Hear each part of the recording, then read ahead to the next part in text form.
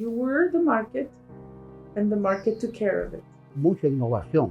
¿Cómo le dábamos crédito a las bodegas? Venía el inspector y contaba cuántas latas de leche Gloria había. Y eso nos daba un proxy de flujo de caja y se le daba el crédito. Fue una época de descubrimiento, de crecimiento muy interesante, con muchos colaboradores inteligentes, jóvenes, la mayoría, que después se desperdigaron por todo el sistema. A time of doing. Welcome to Reality Check with Elena, a video podcast to inspire you. We challenge perceptions and introduce you to untold stories that shape realities on the ground. My guest is Pablo Bustamante, a doer, a visionary, the man who shaped a new private financial sector for the recovery of his country, Peru. Super excited to be here, Pablo, after all these years. Oh, yes. It was wonderful times, the 90s, when we met. A lot of energy. A time of doing. Doing, correct. Yes. I was a young person working with the World Bank, and I remember it was the first mission of the World Bank in Peru after many years, close to a decade, that the World Bank had stopped all its operations with the country. The IMF had stopped all its operations with the country. And Peru had defaulted in its foreign sovereign debt. We had arrears. I would like very much to hear your perspective from a private sector person. Yeah, I would love to hear from your trajectory. Yeah, you're not an academic 100%, although you worked with academics. You're a policymaker, but you're also a private sector CEO, doer. You come from Peru, but you come from Arequipa. There are a lot of distinctions. You are a man of Peruvian, but you also have a background of deep history related with the initial Spanish colonizers, if I may say the word. Bueno, son tradiciones, ¿no? Los Tradición. arequipeños hemos nacido, tenemos alrededor 3 volcanes.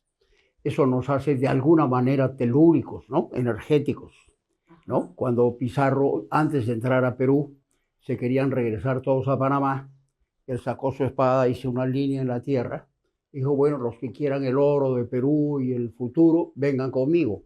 Y solo cruzaron 13 personas. Uno de esos fundó Arequipa y es antecesor mío. Entonces es una tradición que dice, siempre cruza la línea, no te quedes atrás. Wow, this is an amazing statement. Siempre cruza la línea, no te quedas atrás. Arrepiéntete por hacer algo y no por no hacer. Arrepiéntete por hacer algo y no por no hacer. Si crees en algo, go and do it. Well, I have to admit, this is something that, if you ask me, not knowing anything about what you just told me about la línea, I would always say that Pablo was one of our best and my best colleague because our energies met, right? We were trying to push things ahead. So tell me a bit about where was Peru, a little bit the history of the country from your point, from your A couple of points. Empieza la revolución militar de Velasco, socialista, el año 68. El Perú funcionaba razonablemente bien. Teníamos un servicio público de maestros, doctores, enfermeras, etcétera, con gente decente, ¿no? Era un país con pocas perspectivas porque éramos pobres, pero era un país decente y predecible. Esta revolución rompe todo y origina desde el año 73-74 la hiperinflación peruana que duró 25 años y terminó con el desastre de García I, ¿no? Con 7.500% de inflación en un solo año. ¿Y cuál es el problema de esa inflación? Que es el origen del gran desastre del país. Si tú a un servidor público que tiene ingresos fijos le pones una inflación de 40% un año, pierde una capacidad de consumo inmensa. Y si eso se repite 2, 3, 4 años, lo empobrecias totalmente. Y entonces lo que pasó con los servidores públicos en el Perú fue que tuvieron que empezar a trabajar adicionalmente en otras cosas, vendiendo empanadas, haciendo pan, haciendo taxi, cuidando niños, lo que fuere, ¿no? Y se desafiliaron de su vocación, de su oficio, los oficios públicos dejaron de tener un sentido vocacional, porque ya la persona estaba desesperada buscando con qué vivir y mantener a su familia. Y de ahí se crea un sindicato de maestros, por ejemplo, violento, que adscribía a la lucha de clases, ¿no? Para poder reivindicar la pobreza de los maestros y negociar con el Estado algunas mejoras. Entonces todo se rompe. Y lo mismo pasó con la policía, con los médicos y las enfermeras.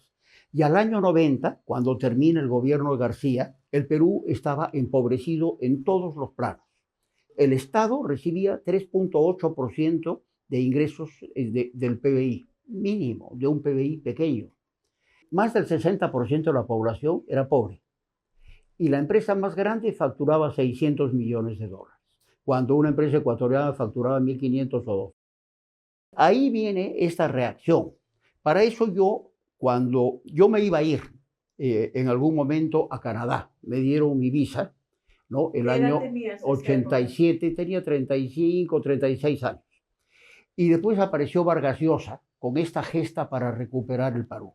Entonces yo renuncié a la visa y me quedé y me afilié a Libertad, ¿no? Es la única experiencia política que he tenido para luchar por transformar el país. Y de ahí viene todo ese proceso en el que después me involucro ya desde el sector privado, ¿no? A la gran reforma que se hizo en los 90, con la nueva constitución, con el regreso de la inversión privada, con la reinserción de la economía en los circuitos financieros mundiales, que es el origen de que tú vinieras, ¿no? Sí, sí, entonces ya viene un proceso de recuperación que llegó a ser casi milagroso, pero podemos hablar más adelante de eso. Your educational background and your work other than your political engagement. Bueno, yo estudié ingeniería industrial en la UNI, acá en Perú. Después hice estudios de Master of Science de Finanzas y Control en la Universidad de Manchester, en Inglaterra, y algunas otras cosas, pero básicamente eso es. And you worked with Macroconsult? I think that's how I first met you. Puede ser, sí. No, pero eso fue mucho después. Yo en los años 90 diseñé el regreso del crédito de consumo, ¿no? Porque cuando empieza a morir la inflación, vemos que las personas van a poder recibir crédito y fundamos Orión. Pero eso es después. Eso era el 92. Antes que vamos allá, quiero saber si hay alguien que te ve a ti y dice una característica. Tú no estás en la clase media peruana, porque no había tanta clase media, ¿verdad? No había, bueno, si 63% del mundo era... Mi familia fue de clase media siempre, ¿no? Con mucha tradición cultural y educativa, pero económicamente clase media. Ok, los pocos que existían, quizás, ¿no? Ok, y entonces ya empezamos con los cambios que existen en los años 90, que eran... Market economy, claro, la inversión privada en el campo, inversión privada en todos los sectores de la economía. Un cambio de una constitución. La nueva constitución del 93, estabilidad económica. La nueva constitución es interesante porque ¿qué hace la nueva constitución? Fundamentalmente hace predecible al país, ¿no? Le da autonomía al Banco Central para que haya un ancla monetaria sólida que permita que la gente invierta. Se crearon reglas para regular la inversión de peruanos y extranjeros que favorecían que haya más inversión. Se dieron contratos de estabilidad. Es muy importante ese tema porque cuando tú has incumplido tus compromisos como país, la gente pierde confianza, ¿no? Y hay una anécdota muy interesante. El año 92, un poco antes, Inglaterra devaluó la libra esterlina 15%. Y los inversionistas dijeron que bueno, se ha reformado, es momento de invertir. Al mismo tiempo, Brasil devaluó 15%. Y los inversionistas dijeron, wow, let's go out, ¿no? Viene el desastre, ¿no? Entonces nuestra historia nos condenaba a ser gente que no generaba confianza. Por eso fueron muy importantes estas anclas de garantías y de confianza que se dio para que la inversión pueda tener espacios de desarrollo y que fuera predecible, ¿no? So I was part of the team that was helping, providing technical work and information for how we could improve the Constitution, if that was something that one can say, but only from the type of the technical aspect, of course, not on the legal side. However, there was also something very important that I was impressed when I first noticed it in the Constitution. Land, which is the most important asset of any economy, land and labor. And then on the basis of evolution of the society's demands and evolution of the industrial development, land and labor becomes technology, capital, ideas, yeah? But land was indivisible e inalienable and was only owned by the man of the initiator of a family. Not that in reality, however, land was separated, cut in pieces, possessed by a lot of people. Possessed is a wrong word. Occupied by a lot of people. And it was not occupied illegally. It was actually occupied with the help of the state because of expropriations that were taking place from the time of the Velasco period. And that's where I get involved with the help of the request of Carlos Bologna. I was engaged to participate in understanding informality. I raised outside of the World Bank budget more than $500,000 from the Japanese government for 1 year pilot. At the end, that 1 year pilot, what was it doing? It was trying to provide an example of applying property rights, in other words, a title of the property registered for security purposes to 150,000 plots of land. Each plot of land had 2 to 3 families living on it. When this 1 year project finished, the World Bank stopped working with it, did not want to make it into a World Bank project, and we were in 1993 in Peru. Inflation was still a problem, not too much, but we had to do a lot of other adjustments, and the government didn't feel ready yet to go move there. And you got involved. Tell us about this.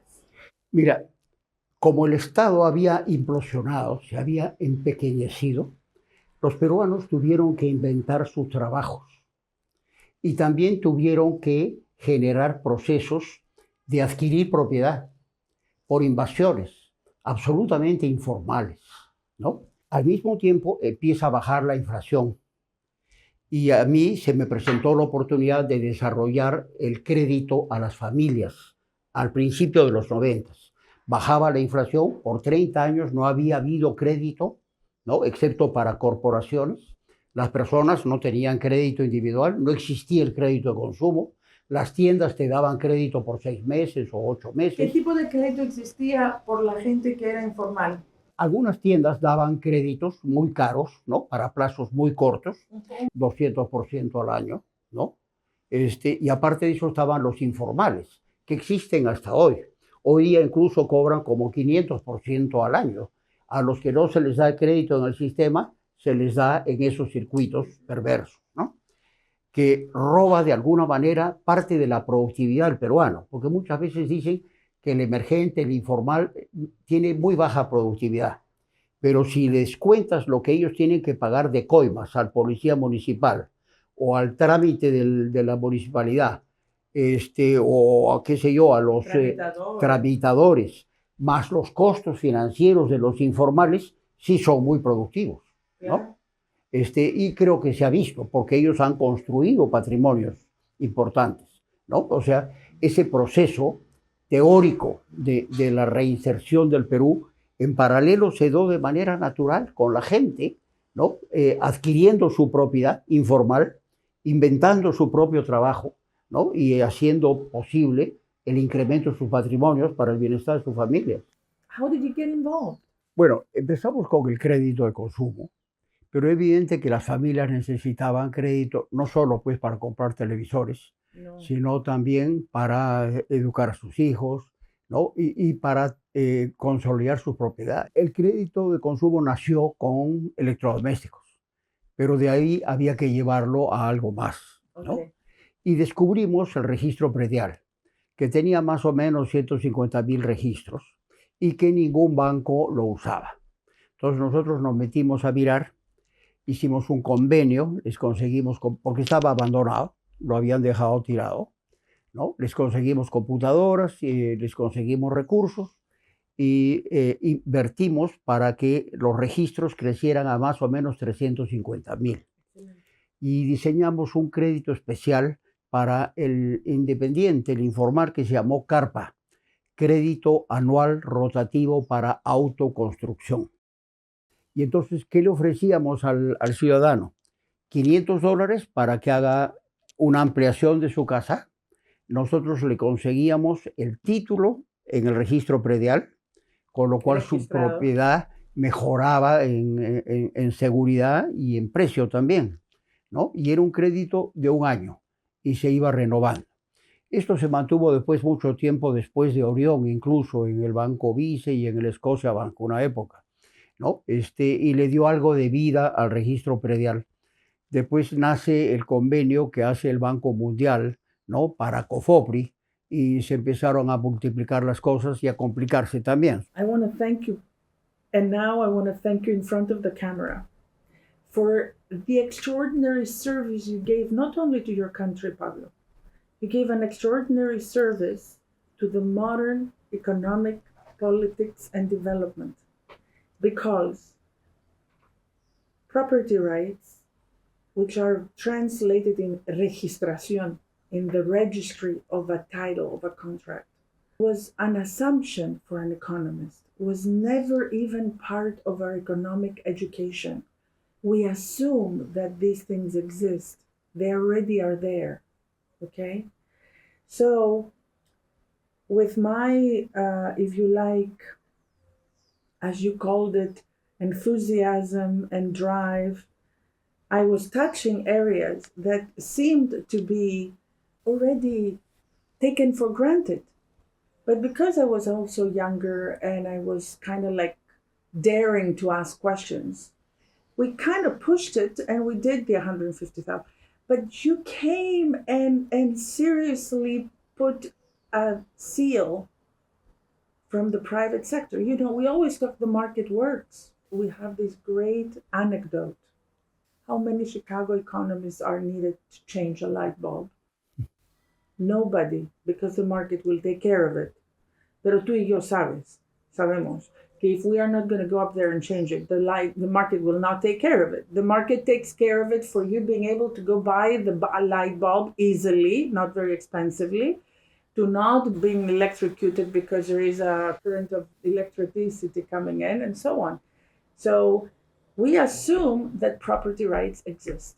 We assume that contracts exist, but we learned in Peru that you were the market and the market took care of it. Sí, fue muy interesante y formamos bastante gente que todavía está en el sistema financiero. Hicimos mucha innovación. Por ejemplo, en las bodegas. ¿Cómo le dábamos crédito a las bodegas? Venía el inspector y contaba cuántas latas de leche Gloria había. Y eso nos daba un proxy de flujo de caja y se le daba el crédito, ¿no? Y así había que ingeniárselas. Fue una época de descubrimiento, de crecimiento muy interesante, con muchos colaboradores inteligentes, jóvenes, la mayoría, que después se desperdigaron por todo el sistema. While you were doing that, you created credit rating analysis, but you also securitized your balance sheet without having yet had a law. Can you please tell me about this? Sí, pues efectivamente fuimos los primeros en estructurar carteras de créditos para vender a otros, ¿no? Y vendíamos nuestras carteras de crédito al Citibank y al Banco Boston, fundamentalmente. Eran estructuras de securitization, ¿no? Sin que existiera para nada el proceso en el Perú. Se daba, era una década de creatividad, de innovación, de necesidades, y había que llenarlas. Y fue pues muy, muy interesante, muy lindo. And remember that I went to the World Bank and my boss used to say, this is not economics, this is literature, yeah? And then I go back, I remember, and I tell him, there is proof that this is economics. The market takes care of it on its own. The market went to the Registro Predial, found out how to work more with these people to extend it further. Can we please make it a World Bank project? It took 7 years. It Wow. took 7 years. I think I was lobbying my own colleagues just to remind them that we cannot take it for granted. There are frictions. People do not want to have registries because some people still believe el hecho no es un derecho, that these are poseedores, these are people that occupy lands. But no one has noticed that informality is a market on its own and it's operating in parallel with the formal market. So these were not really poseedores. Los veían, the formal people saw them as poseedores. These people had purchased their properties from traffickers. They had papers of purchase, but these papers were not trasladados, they were not transferred in the formal system. Registro Predial was doing that slowly. This was an epic transformation. Have you seen something similar in other Latin American countries, given that you worked as a CEO of a bank, you involved yourself?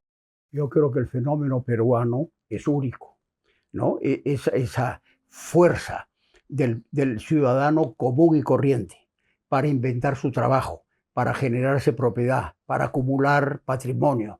Eso no se ha visto en ningún otro lugar. No se ha visto en Colombia, no se ha visto en Chile, ¿no?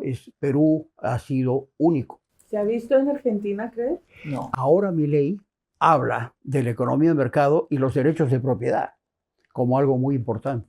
Pero quizás deberías ir allá y decirle que el mercado funciona una vez que tienes las instituciones. Él lo sabe muy bien. Él lo sabe muy bien. Bueno, mejor que todos los... Dijiste algo para el Banco Mundial, que tenía mucha gente con muchas canas, sabios. La sabiduría viene con mucho trabajo en el campo. Cuando trabajas solo leyendo los libros, sales como un geek, no necesariamente con sabiduría del mercado. Efectivamente. Who actually took the credit of this reform? Nobody. Bravo. Why do you think nobody? We didn't take it. You I didn't take it. No. Nobody took it.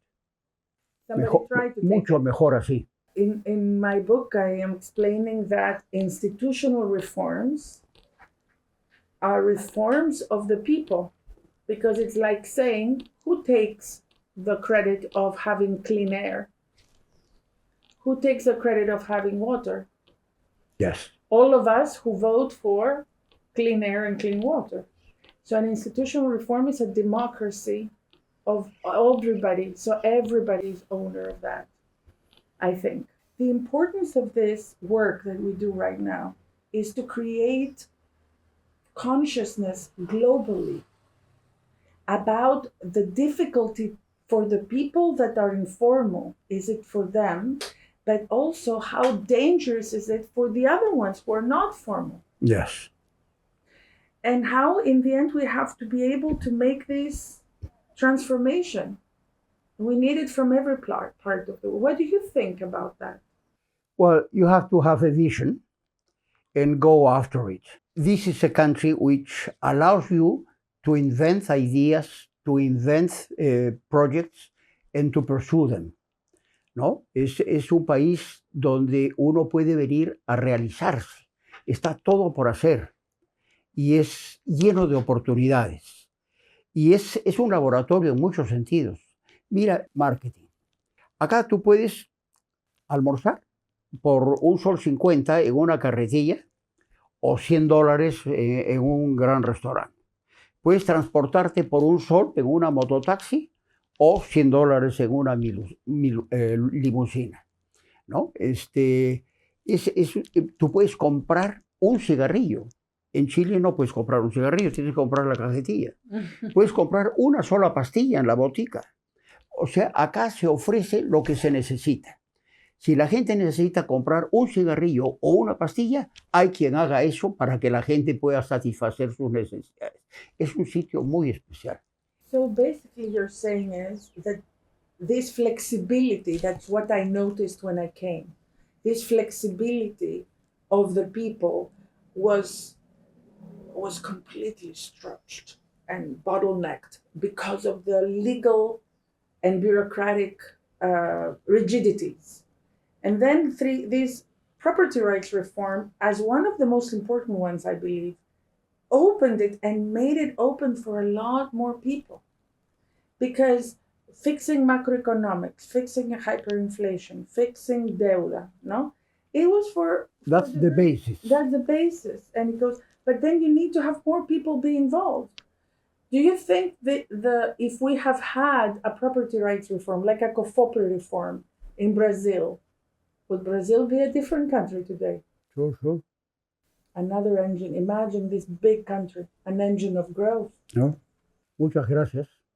Y felicitaciones por tu persistencia, que ha durado décadas. Hay una persistencia. Yo creo que tiene que haber, de verdad, al final de los días, y yo soy griega, sí. Aunque soy de camuflaje porque me encanta la América Latina y todo, al final esa persistencia es espartana, más espartana que ateniense, creo yo. Soy quizás arequipeña al final. Tradiciones de griegos antiguos. Sí. Los DNAs that don't really leave you. Well, thank you. Muchas gracias, Elena. Thank you for listening. Stay tuned for the next episode. Support us with a donation. Every bit helps us keep this movement going.